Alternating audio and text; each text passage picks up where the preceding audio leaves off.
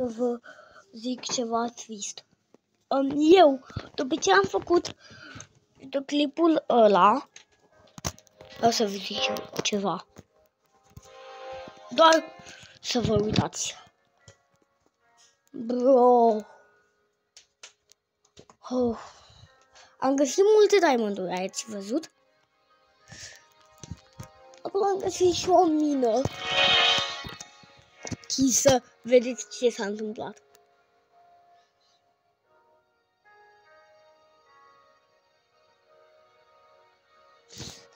Să vedeți că e foarte trist. Seria mea. Cred că s-a ghicit. Nu s-a completat. Ghiciți! Nice animals.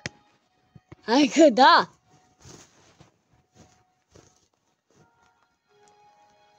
La mă dacă văd aici.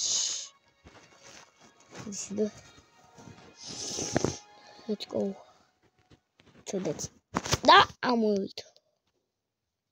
Și s-a dus seria. Vreți să vă spun cum s-a întâmplat?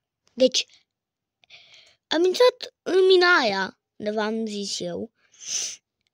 A venit un schelet și 2 zombi, da?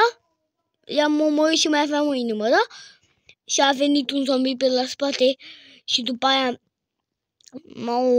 m-a omorât pentru că mai aveam o inimă și jumătate.